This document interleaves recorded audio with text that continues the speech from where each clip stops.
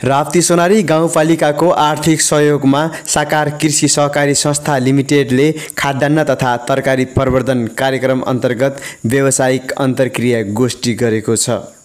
कार्यक्रममा राप्ती सोनारी गाउँपालिका अध्यक्ष लाउराम थारू, उपाध्यक्ष धनीकुमारी खत्री, 9वटै वडाका वडा अध्यक्ष र प्रमुख प्रशासकीय अधिकृत लोकबहादुर शाहीको पनि उपस्थिति थियो। खारीमा होइन बारीमा, युवाहरू खारीमा होइन बारीमा भन्ने उद्देश्यका साथ आज एक दिने अन्तर्क्रिया कार्यक्रममा यो कृषिलाई कसरी चाहिँ व्यावसायिक मुखीकरण गर्न सकिन्छ भन्ने उद्देश्यले जुन चाहिँ यो कार्यक्रम जनप्रतिनिधि बीच र सहकारी बीच र किसानहरू बीच जुन यो अन्तर्क्रिया कार्यक्रम भइरहेछ, यो एकदमै महत्त्वपूर्ण पाटो हो। र मैले यो लगानी गरिसकेपछि र चाहिँ अझै लगानी गर्नका निमित्त के गर्नुपर्छ र लगानी भइसकेपछि त्यसको उपलब्धि के भयो भन्न मात्रै चाहिँ मलाई चासो छ। यो चिजमा लगानी गऱ्यौँ र राम्रो भयो, गाउँपालिकाले लगानी गर्यो अथवा चाहिँ सङ्घ प्रदेशले सरकारको पैसा लगानी भयो। आज चाहिँ हेर्नुहुन्छ भने आधुनिकीकरण अथवा चाहिँ आधुनिकीकरण यो जुन चाहिँ च्याङ्फा अथवा चाहिँ जुन मेसिनहरू, विभिन्न मोटरहरू जुन प्रयोग भइरहेछ, उत्पादन कति भयो भन्ने चाहिँ यो हेर्ने कि नहेर्ने मेरो बुझाइ चाहिँ त्यहाँनिर हो।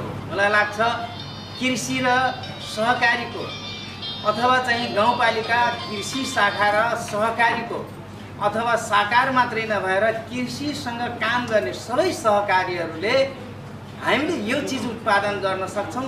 गाउँपालिकाले हामीलाई यो लगानी गरिदिनुहोस् भनेर दावाका साथ नमुना देखाएर हामीलाई भन्नुभयो भने हामी त्यसमा खर्च गर्नका निमित्त हामी कति लोभ नमानिकन पनि हामी खर्च गर्न चाहन्छौँ। मलाई लाग्छ राप्ती सोनारी गाउँपालिकाको बढी जसो सबैजना, एक दुईजना बाहेक सबैजना कृषिसँग सम्बन्धित मात्रै चाहिँ वडा अध्यक्षजीहरू हुन्छ। गाउँपालिका अध्यक्ष लगायत सबै बोर्डका सदस्यहरू पनि कृषिसँग सम्बन्धित मात्रै चाहिँ हामी सबैजना छौँ। तर कृषिलाई चाहिँ हामीले अर्ग्यानिक त पुरै छोडिदिनुहोस्, उत्पादन कसरी गर्ने भन्ने चाहिँ आज चाहिँ जस्तै बजारको कुराहरू आयो, कतै कतै हाम्रै लगानीमा बजार चाहिँ गाडी राख्ने भएको छ, गाई बस्ने भएको छ, त्यसलाई हामी कसरी व्यवस्थित गर्ने त्यो कुरा चाहिँ हामीले हेर्न जरुरी छ कि जस्तो मलाई लाग्छ।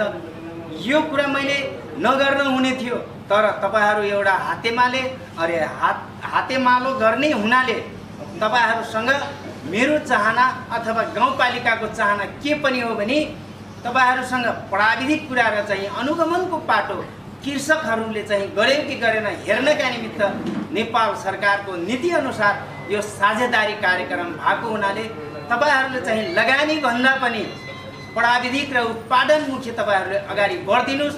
हामीले कहाँनिर के सहयोग गर्नुपर्छ हामी तयार छौँ। हाम्रो गाउँपालिकाको तर्फबाट कृषि होस् या भेटनरी होस् अथवा चाहिँ अन्य शाखा होस्, बढी जसो चाहिँ उत्पादनमुखी दुईटा, एउटा चाहिँ कृषि एउटा भेटनरी, यसमा चाहिँ लागतको हिसाबमा मात्रै नभएर प्रविधि मैत्रीसँग पनि जरुरी छ। आज मैले चाहिँ भन्दै गर्थेँ कि गाउँपालिकाको चिल्लो बाख्रा हुन्नन् भनेर भन्दै गर्थेँ। हामीले चाहिँ रकम छुट्याएर बाख्रालाई खोप लगाउने सुरुवात गऱ्यौँ। आज चाहिँ चित्त बुझ्दो बाख्रा उत्पादन भएका छन्। त्यसै गरी सबैभन्दा कमजोर पक्ष लगानी धेरै तर उत्पादन कम भएको चाहिँ कृषि शाखामै छ। अहिले तपाईँ चाहिँ हामीले कहीँ हेर्न जाउँ, भाजीको साग चाहियो भने त्यो बिरुवा औषधि गर्नलाई त्यो पनि हामीलाई भेट्न गाह्रो होला। हामीले एक बाली एक उत्पादन चाहिँ हामीले गरौँ, हामी त्यो चाहिँ नीतिमा ल्याउन भन्नुहोस्, हामी ल्याएका पनि छौँ। तर कार्यान्वयनको पक्ष चाहिँ सहकारीले यसलाई सहयोग गरिदिनुहोस् भन्ने हाम्रो भनाइ हो। जबसम्म एक बाली एक उत्पादन हामीले ध्यान दिँदैनौँ तबसम्म हाम्रो उन्नति प्रगति पनि हुँदैन। त्यस कारणले यहाँहरूले पनि अब धेरै लगानी सँगसँगै धेरैजनालाई दिनुभन्दा पनि कसले कुन बाली चाहिँ लगाएको छ त्यसलाई चाहिँ हामी जस्तै चाहे तरकारीको कुराहरू होस्, तरकारी कोही किसानले चाहिँ बारे मासे खेती गरिरहेछ भने त्यसलाई हामीले औषधिका कुराहरू, औजारका कुराहरू, अनि त्यसपछि चाहिँ बिउ बिजनका कुराहरू, प्राविधिकका कुराहरू कहाँनिर के सहयोग गर्नुपर्छ हामी त्यो गर्न तयार छौँ। त्यस कारणले यहाँहरूले एउटा खाका बनाएर एउटा चाहिँ कार्यक्रम बनाएर यहाँहरूले पेश गर्नुभयो भने पक्कै पनि गाउँपालिकालाई पनि सहयोग हुनेछ भन्ने चाहिँ मैले भन्न चाहन्छु। र अर्को कुरा लगानीको कुरा गर्ने हो भने अहिले यो वर्ष पनि झनै हामीसँग चाहिँ 1 करोडको लगानी कर्मचारीहरूको तलब बाहेक हामीसँग चाहिँ 1 करोडको लगानी अहिले पनि चाहिँ हामीसँग बजेट छुट्याएको अवस्था छ। धान बालीमा भन्नुहुन्छ भने 30 लाख रुपियाँ छ। त्यसपछि मकै पकेट भन्नुहुन्छ भने 12 लाख छ। त्यसपछि साना व्यवसायका कुरा गर्नुहुन्छ 12 लाख छ। त्यसपछि चाहिँ तपाईको किसान परिचय पत्रको कुरा गर्नुहुन्छ 3 लाख छ। त्यसपछि चाहिँ हाम्रो यो परिचय पत्र भन्छ। त्यसपछि चाहिँ हाम्रो एउटा 6 लाखको चाहिँ हाम्रो जुन 3 लाखको कार्यक्रम छ यो सहित गरेर हाम्रो कर्मचारी बाहेक र साना अन्य कुरा बाहेक हामीसँग कृषिमा मात्रै चाहिँ 1 करोडको लगानी गाउँपालिकाको तर्फबाट अहिले चाहिँ 40 लाख रुपियाँ लगानी भएको छ। मलाई लाग्छ यो कृषिमा अलिकति गाउँपालिकाको तर्फबाट कम पैसा भयो कि भन्ने चाहिँ हाम्रो पनि ठम्याइ छ। यसलाई अझै केही बढाउन सकिन्छ कि भन्ने हाम्रो पनि सोच छ। यसलाई फेरि पनि अन्य कतैबाट हामीले स्रोत जुटाउन सक्यौँ भने कृषिलाई हामी चाहिँ प्राथमिकता फेरि पनि बजेटको हिसाबले पनि गर्नेछौँ। र यो बजेट मात्रै नभएर हामीले जे जति खर्च गरेका छौँ किसान दाजुभाइहरूले पनि अब सेवा हामीले गर्ने सहयोग के हो? किसानले स्वयं चाहिँ गाउँपालिकालाई गाउँपालिकाको शाखालाई चाहिँ तपाईहरू आउनुहोस्, खजखज्याउनुहोस्, मल बिउका कुरादेखि लिएर उन्नत औजारका कुराहरूदेखि लिएर हामीले कहाँनिर के सहयोग गर्नुपर्छ हामी गर्दै पनि छौँ र गर्न पनि तयार छौँ। त्यस्तै गाउँपालिका उपाध्यक्ष धनीकुमारी खत्रीले सम्पूर्ण कृषकहरूलाई शुभकामना दिँदै कृषि पेसालाई एउटा आत्मसन्तुष्टिका साथ अँगाल्दै निरन्तरता दिन आग्रह समेत गर्नुभयो। उहाँले कृषि पेसा सबैभन्दा महान पेसा रहेको भन्दै एउटा कृषकले अर्को कृषकलाई सहयोग गर्न समेत आग्रह गर्नुभयो। त्यस्तै 7 नम्बर वडा अध्यक्ष रामलखन थारूले गीत मार्फत व्यङ्ग्य गर्दै आफ्नो विचार पस्किनु भयो। आफ्नो घरको खेतीबारी सधैँ बाँझो राख्ने, आफ्नो घरको खेतीबारी सधैँ बाँझो राख्ने, आलु प्याज चाहियो भने भारतको मुख ताक्ने, थुइक्क हाम्रो बानी मागेर खाने हामी के को स्वाभिमानी भन्ने यो गीतबाट मैले सुरुवात गर्न चाहन्छु। हाम्रो नेपालको विडम्बना यही छ। हाम्रो राप्ती सुनारी गाउँपालिका हाम्रो नेपालमा करिब 80% मान्छेहरू कृषि पेसामा आबद्ध छन्।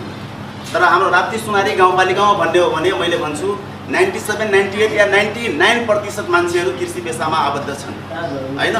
अब कृषि पेसामा आबद्ध भएको मान्छेहरूको अवस्था हेर्ने हो भने सबभन्दा बढी सुक बजार जाने, सबभन्दा बढी चाहिँ इन्डियामा घर पर्ने, अर्थात् प्रत्येक शुक्रबार बिहीबार लाग्ने इन्डियाका मेलाहरूमा सबभन्दा बढी सङ्ख्यामा जाने किसानहरूको त्यो हेर्ने हो भने हाम्रो राप्ती सुनारी नै पर्छ। शुक्रबारको दिन यदि हाम्रो फतेपुरमा जाने हो भने अर्थात् हाम्रो वडामा जाने हो भने अर्थात् साबिकको फतेपुर हालको 6 र 7 अझै यो बिनौनासम्मको मान्छे यदि हेर्ने हो भनेपछि त्यहाँ के अरे चाहिँ नदीमा जुन तार्ने जुन माझी हुन्छन् ढुङ्गा टार्ने त्यहाँ फुर्सद हुन्न उसलाई। एकजना मान्छे कोही भेटिन्न, जसलाई सोध्ने हो भने पनि सारा मान्छेले के भन्छ भने सुक बजार जानुभएको छ। के गर्न भनिसकेपछि अन्य चिज किन्न भइदिए भए त हुन्थ्यो। तरकारी किन्न, के किन्न भनेपछि तरकारी, के किन्न आलु किन्न, के किन्न प्याज किन्न, के किन्न प्याजको बिउ, यस्तै चिज अर्थात् कृषि उपजहरू किन्नको लागि किसानहरू इन्डियाको घरमा पर्नु भएको छ।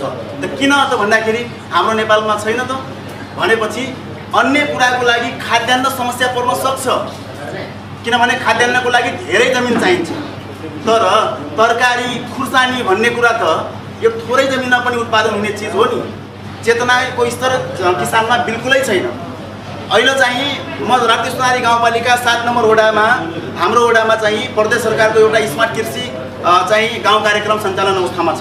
प्रत्येक वर्ष सञ्चालन छ, 5 वर्ष योजना हो। अहिले सायद तेस्रो वर्षमा प्रवेश गरेको छ हैन।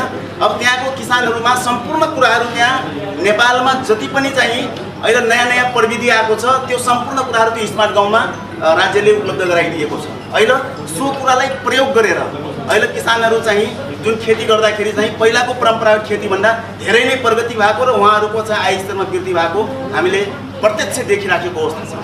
तर अहिले चेतना अभावको कारणले गर्दा अहिले कतिपय अवस्थाहरूमा राम्रा गर्ने किसानहरू पनि हुनुहुन्छ, प्रत्येक वटामा हुनुहुन्छ, राम्रो एकदमै राम्रो अब्बल किसानहरू पनि हुनुहुन्छ। तर एउटा अब्बल किसान, एउटा चाहिँ कामै नगर्ने किसान, दुई खालको किसानको त्यहाँ लडाइँ छ।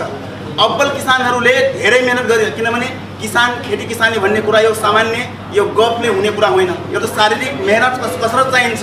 शारीरिक मेहनत र कसरत चाहिने भएको कारणले गर्दा अब जो किसान अब्बल हुनुहुन्छ उहाँहरूले अब यान्त्रिकरण प्रयोग गर्दै उहाँहरू धेरै मेहनत परिश्रम गरिराख्नु भएको छ। अर्थात् प्राविधिकले जुन हिसाबले भनिराख्नु भएको छ, जसरी सिक्नु भएको छ त्यही अनुसारले गरिराख्नु भएको छ। अनि त्यहाँ धेरै राम्रो उत्पादन भइरहेको छ, मकै खेतीमा राम्रो भइराखेको छ, धान खेतीमा राम्रो भइराखेको छ। अब त्यहाँ मैले एउटा सुनि नसक्ने एउटा आरोप के आइराखेको छ भने अस्ति नै के आरोप लाग्यो भने दुई खालको किसान मैले भनिसकेको छु।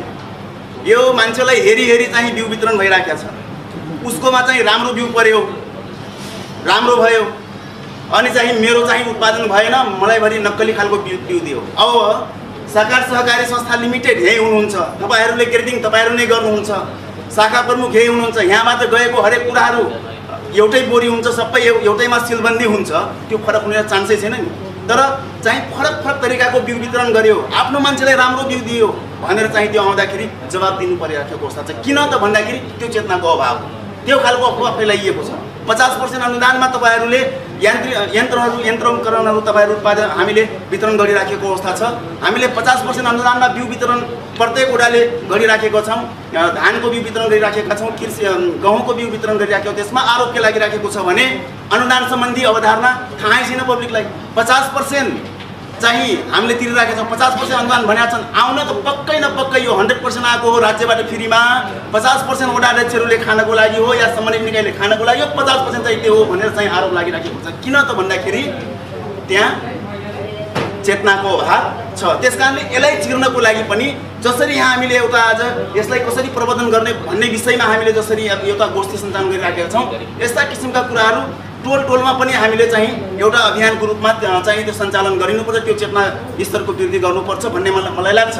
त्यसो गरिरहँदा अब जो गर्ने किसानहरू जो छन्, गर्ने किसानहरूको के पर्छ भने त्यहाँ आत्मबल खतिराखेको छ। त्यस्ता किसिमको आरोपले गर्दा यसलाई चिर्नुपर्ने मैले चाहिँ जरुरत देख्छु। त्यस कारणले गर्दा आगामी दिनहरूमा यो खालको कार्यक्रमहरू पनि गर्न आवश्यक छ।